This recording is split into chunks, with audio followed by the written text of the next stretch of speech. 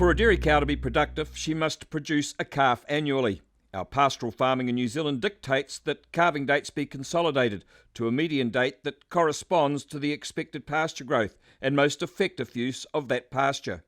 Artificial breeding has placed the responsibility onto farmers and artificial breeding companies to deliver the semen to the cow. But equally important is the ability to find the cows in estrus or heat, that period of sexual excitement when the cow stands willingly for herd mates to mount or the bull to serve her.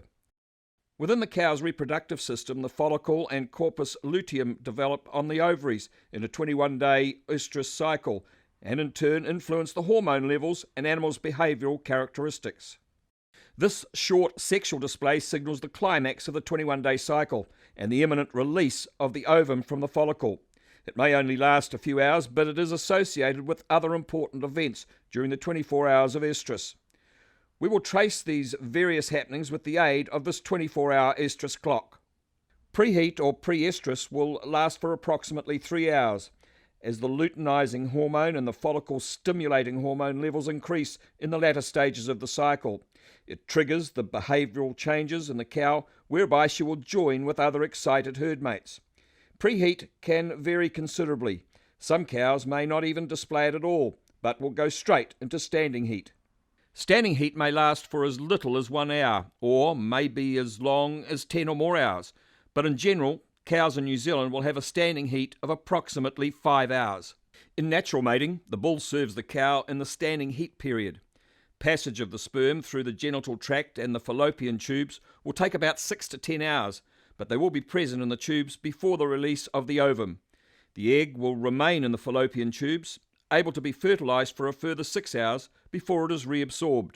Ovulation and fertilization are not instantaneous. Once the egg has been released from the ovary, it travels to the fallopian tubes, but it must be in the presence of sperm for 3 or 4 hours before it can be fertilized. Likewise, the sperm themselves must be within the fallopian tubes for a period of 2 or 3 hours before they are capable of fertilizing the egg. In the 6 hours that is required for fertilization, the sperm must be present prior to that event occurring. Sperm will survive in the genital tract between 24 and 36 hours.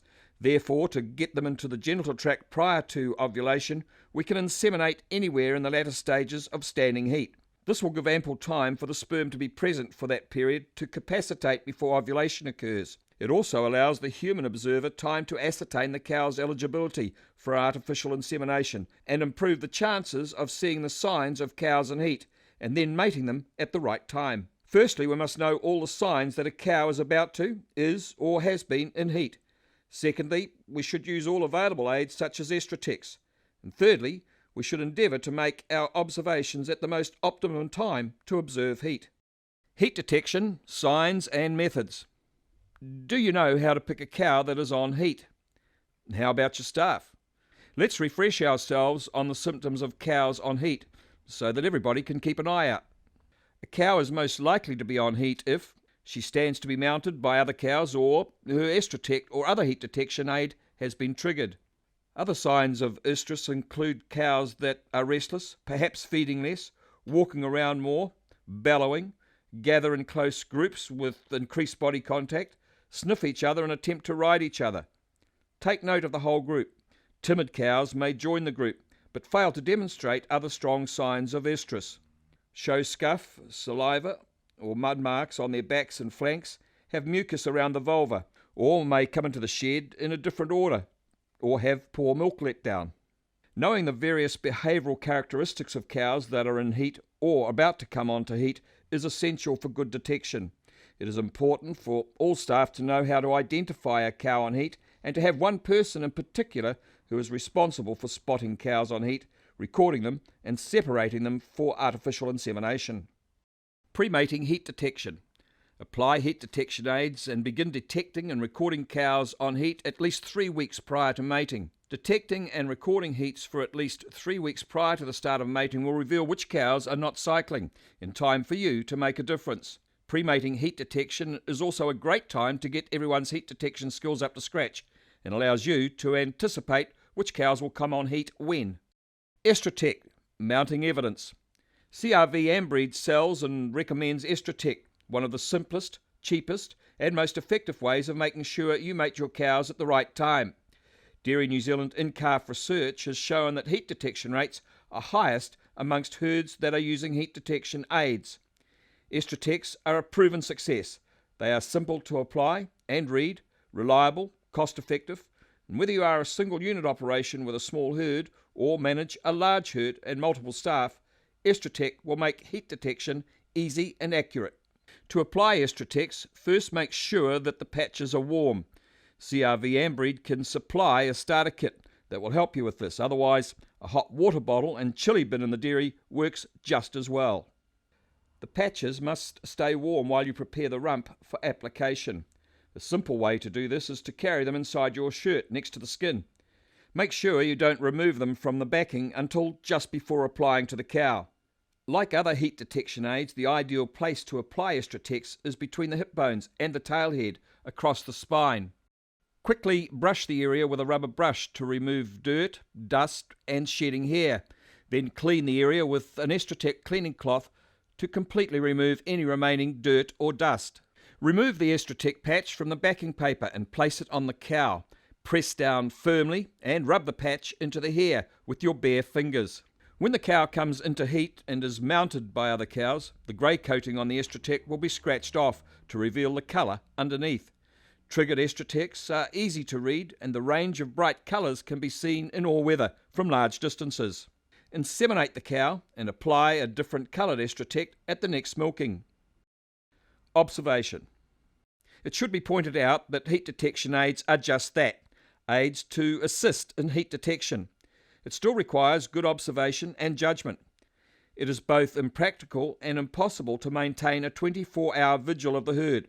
So, to make the most of your heat detection observations, check during the most productive periods of activity.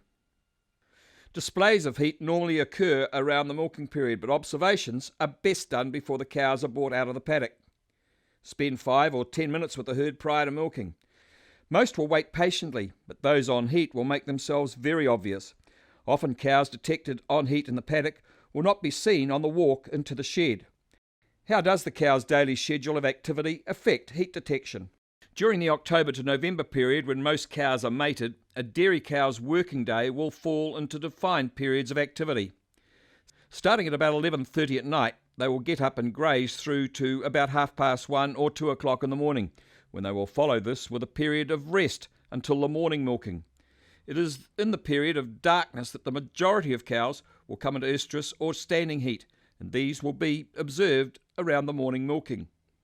If all cows were to be segregated that are in season, you would find very little new estrus activity occurring in the next heavy period of grazing, immediately after the morning milking through to about 9:30 or 10 o'clock. This would then be followed by another period of rest through to approximately 12. The cows will then get up and graze again through until about 2:30 in the afternoon. Again, this will be followed by a period of rest, and the majority of cows coming in estrus just prior to the afternoon milking. A heavy period of grazing immediately after the afternoon milking will not show very many additional estrus cows to those already observed at the afternoon milking, and this will be followed by another period of rest. So it can be seen from this chart that the majority of cows come in estrus around the milking period, both morning and afternoon, and observation should be confined to the period just immediately prior to milking, as this is the most productive time to find cows in estrus. Immediately after the milking is another good time to observe for cows that may have come in season during the milking. The same is applicable to the morning milking, although it can be difficult to make observations prior to this milking due to lack of light. In addition to pre-milking checks, we should always observe immediately after milking for any new estrus activity. Remember that the best place to observe estrus is in the paddock, walking amongst the cows, not sitting on a motorbike. Take your time to identify those cows that are in estrus. It is so important. Accurate recording of cows on heat is paramount. Use a notebook or farm management mobile device to ensure that the right cow is recorded as identified on heat. Inseminate the cow and apply a different coloured estrus at the next milking. Heat detection is one of the most valuable parts of your farming operation and one in which you can make a real difference. Dairy New Zealand's in-calf program recommends a 6-week in-calf rate of at least 68% for New Zealand herds, with top farmers achieving around 78%. This measure of success is directly related to conception rate and 3-week submission rate, and this, in turn, is driven by accurate heat detection. It's worth getting it right. Make sure that you accurately detect the maximum number of cows in heat within your herd, and that all the staff understand when a cow is in heat. Other factors leading to improvements in whole herd fertility. Each year we expect 4 things of our cows. 1, that the cow should survive within the herd all year. 2, that she should produce a calf annually within the desired calving pattern.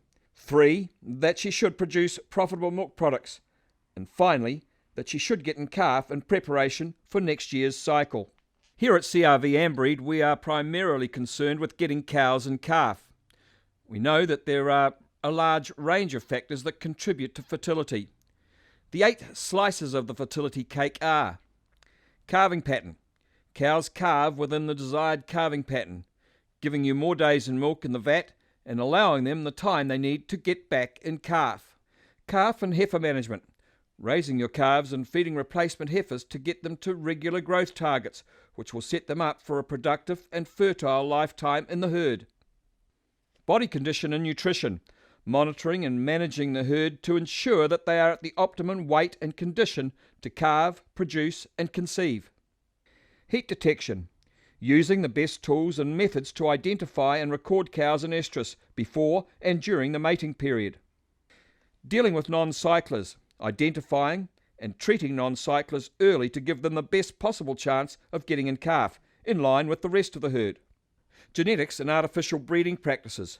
Choosing sires that will achieve the goals you have set for your farm and using tried and proven methods of artificial insemination. Bull management.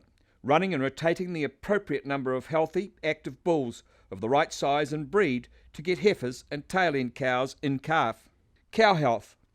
Keeping cows in top condition for maximum pregnancy rates. Consider the following targets from Dairy New Zealand's in-calf program. Contact us for copies of the targets and further information.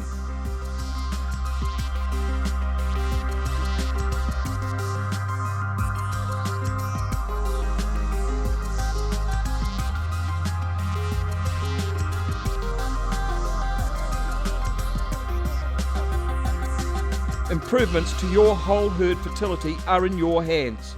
Your herd is the most productive asset you'll ever own. Contact us to see how they can work even better for you.